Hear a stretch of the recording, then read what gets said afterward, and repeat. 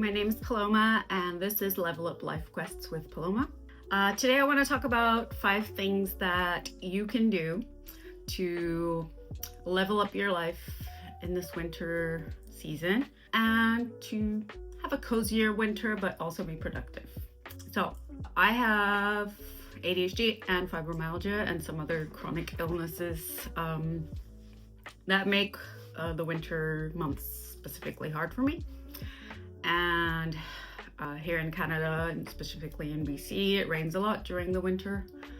So I tend to spend more time at home. And I've been planning out ways to make my time at home more productive, but also cozy and in a way that doesn't cause burnout for me. So I wanted to share some tips with you guys. Maybe it will be helpful for you through this winter season. So tip number 1, create a cozy space indoors. It's important to have cozy places indoors, like cozy space in your living room to watch movies and TV shows and stay cozy, but also make your space for working or studying or creating content as cozy as you can, and balance out coziness and productivity in a way that will help you stay productive and keep feeling productive through the winter month. So having an environment that balances comfort and productivity is essential to avoid burnout or feeling of not wanting to be productive during the winter months. So this can be done with different lighting, having like LED lights. You can interchange the color or the warmth of those lights and make it feel cozy. You can also try to declutter your desk and have on your desk a space where you can feel like you want to do your activities and be productive. You can have cute little notebooks like I have here, or noise canceling headphones are a great idea. I have these from Raycon that are earbuds for when I don't want to have something on my head. But I also love these cat headphones from Yowu. They light up in different colors, so it just brings me joy and happiness during those winter months. Having a cozy blanket, for me, heating blankets are great because they help with pain management, but they also keep me warm while I'm sitting down, and I don't have to have the heating on all the time because it can get a bit too stuffy. You can have a timer to help manage your productive work. So either one of these cute little timers where you can do Pomodoro timing and time your breaks and your work. But also on YouTube, you can find some cool lo-fi Pomodoro timers. There's one that I love, it's Study with Cats. I can link it in the description below, but it's really great for studying, but also having some music on that doesn't distract you too much. So I highly recommend that. Tip number 2, establish a consistent routine. So what does that mean? You have to have a full day of things to do if you're not used to doing that? No.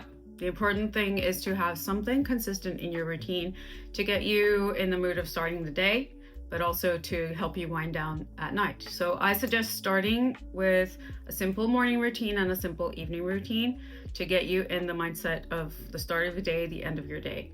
And then you can slowly start adding more things to your routine that make sense and that don't get you too overwhelmed. But having a routine will help you, especially if you work from home. Usually when we work from home, it can get a bit daunting and you want to get out of bed in your pajamas and just work in your pajamas, and that really doesn't help you get into a productive mindset. Having a little routine where you wake up, wash your face, make your bed, and have your breakfast, and then you can have a trigger like make my coffee means I come to my desk with my coffee. You can set out an outfit the day before that makes you feel like cute and doesn't require too much effort in the morning, but still makes you feel like you put an effort into your outfit to work. For me, I like to work out first thing in the morning before I start my day, so I always have my gym clothes laid out the night before, put them on as soon as I wake up. Then I either go to the gym or do a workout at home, and then I'll start my productive side of my day with work or studying or learning new skills, applying for jobs in my case. That gives me a trigger to start my day. And then you can add a night routine where you will start to wind down, maybe put your phone on night mode, so have the lighting be lower so you can get into that evening mindset. Have a skincare routine before bed or a stretching routine, maybe do some yoga, like 5-minute night yoga, and then start winding down. So, and to be able to have a routine, it's important to have somewhere where you plan that routine. So you can either have like a physical planner or a virtual planner like Notion, or just a to-do list, but something that helps you remember what your day starting looks like and what your day ending looks like, especially with ADHD, where it can get a bit overwhelming, or you will forget things, or if you don't have it written down, you might not stick to that routine. If you have everything written down, it's easier to get into that routine and make it become part of your new normal. Tip number 3, prioritize movement and stretching. So even if it's slow movement, low impact movement, add movement to your day. 10 minutes of movement is better than no minutes of movement. 10 squats is better than 0 squats. So anything you can do to add movement to your day, be it an indoor walk if it's raining a lot, or an outdoor walk if the weather is nice. There's a lot of workouts on YouTube that can help you get your steps in just by doing a fitness class. Grow with Joe is one of my favorite. Also, yoga and stretching are great ways to avoid pain in your body and to have ways to relax your body. Movement is really important, especially for in my case, ADHD and fibromyalgia. Stretching and moving your body helps deal with inflammation and manage the pain. Like, even I had COVID again recently, and I kept my body moving every day, and it did help with healing faster. So I'm a big advocate for moving your body, even if it's only for 10 minutes a day. If you can't do a full workout at the gym, do something smaller. Start with 2 minutes a day, then 3 minutes a day, and then build that up. Tip number 4, focus on micro habits. So it's important not to add like 10 habits when you're starting a new routine or a new amount of habits. If you add 10 habits when you're doing 0 before, it can get overwhelming. It's very, very hard for you to stick to those habits. So start with small habits, start with small changes to your routine. A great book for that is Atomic Habits by James Clear. He teaches you how to add small habits, micro habits, how to stack habits, how to add to pair habits, something you enjoy doing with something you don't enjoy doing, pair them together so you can get them done, or how to have triggers for your habits. So those are great resources. Micro habits are the best way to add habits to your life. If you start big, and if you're just adding big things like, oh, I want to go to the gym 1 hour every day, if you're at 0, that's not gonna happen. Like, it's rarely gonna happen. You have to start small. Micro habits, so you don't get too overwhelmed. That is essential. And tip number 5, plan your mental health days and self-care days.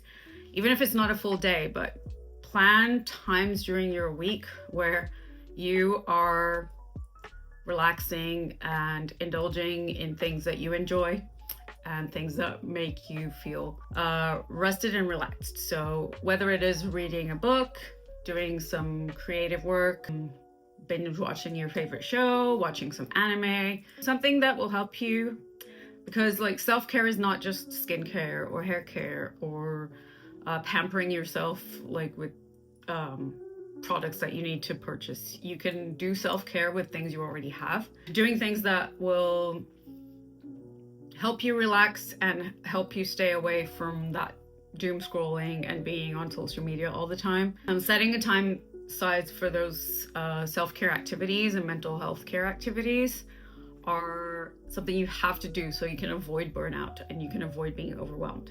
Once you've had those set in, you'll have a toolbox of things that can help you relax when you are feeling overwhelmed or burnt out. But it also helps to prevent those things because you have days in your week where you are doing those things. So especially with chronic pain, winter can be very taxing on our bodies. With fibromyalgia, like the weather affects all of it basically, and it can cause flare-ups. If I'm not prepared or taking care of myself, it can be worse and hard to get out of. If you're taking time for rest and self-care, that is part of being productive. Because you can't just be productive all the time without taking breaks and without rest, because if you won't rest, your body's gonna rest for you. The harder you push yourself without the breaks and without the rest, the worse the burnout or the crash will be. Trust me, I know. So I hope these strategies were helpful to you. Let me know if you used any of them in the comments below. For me, it's a way to feel healthier and more productive during the winter months, and I hope it helps you. Stay tuned for more and watch my latest video.